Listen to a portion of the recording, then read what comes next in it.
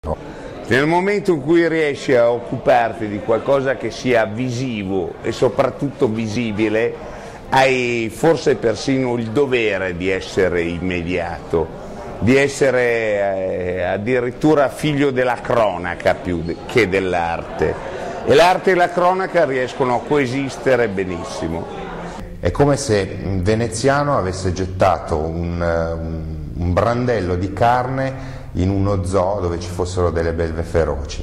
La stampa e i media hanno bisogno di temi forti, anche perché l'attenzione dell'utente è oramai assopita, quindi tanto più forte è il tema trattato, tanto più violenta è l'immagine e tanto è più facile scuotere le coscienze. L'impatto non è dei più semplici, questo l'ho notato tutte le volte che accompagnavo il pubblico nelle varie sale, eccetera, ma non posso proprio pensare minimamente che sia un artista meno talentato e di cattivo gusto, assolutamente no. Più riesci a vincere il tirassegno, cioè a centrare il simbolo che oggi è quello dell'immaginario collettivo, più sei nel cuore del problema.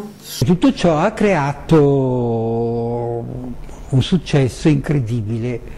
Non voglio dire esattamente quanti articoli sono apparsi, ma moltissimi sui quotidiani nazionali nostri, quante praticamente notizie sono state diffuse all'estero, in tutta Europa e anche negli Stati Uniti, appunto A per il messaggio stesso, B per il personaggio coinvolto, C praticamente per il coraggio e la grande abilità di gestire un ritratto del genere da un artista giovane.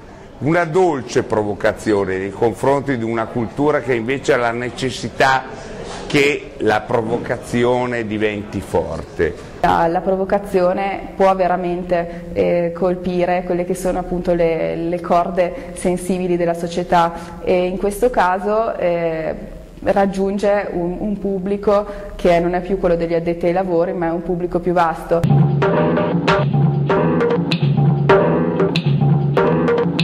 Direi che il simbolo più importante dell'opera di Veneziano è il simbolo della paura. Niente come la paura oggi attanaglia la nostra società.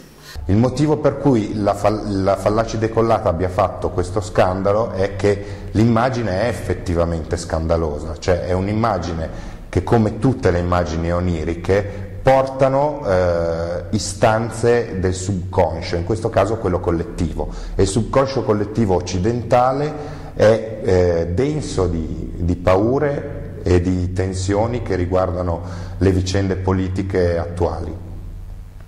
Veneziano è una cosa turca, è una turca persino, è un bagno scomodo. Credo che questa sia una malizia di Veneziano e anche una furbizia che per il lavoro di un artista contemporaneo è un elemento che non guasta. Due modi di guardare la Fallaci. Primo modo, orrore e giudizio inqualificabile per quello che Veneziano le ha fatto, perché le ha tagliato la testa. Secondo modo, guardare veramente il quadro di Veneziano. La Fallaci ha un terrore o una paura dell'Oriente islamico che ha più volte espresso nei suoi articoli. Addirittura lui fa riferimento a un'intervista nella quale la Fallaci avrebbe dichiarato che la sua grande paura era di essere decapitata. Quindi non ha fatto altro che mettere insieme queste due notizie e oniricamente riproporle in una forma che in realtà è surreale, non reale.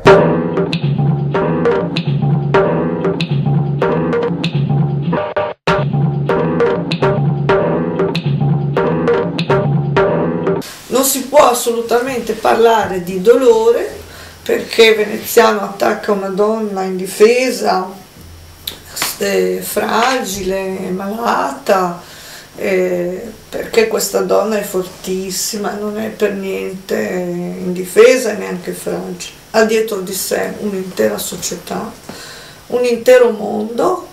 In lei si rispecchia questo mondo e si rispecchiano anche le malattie e i difetti di questo mondo, si rispecchia tutto quello che questo mondo rappresenta. Non è un simbolo debole, è un simbolo fortissimo.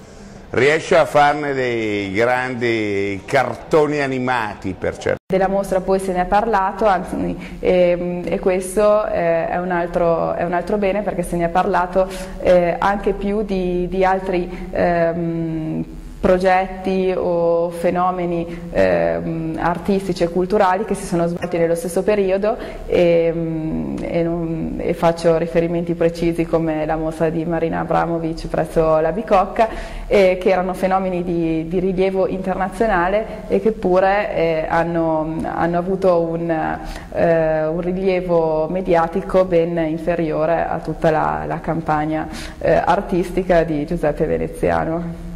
Quando un artista riesce ad esprimere attraverso il suo lavoro quelle che sono le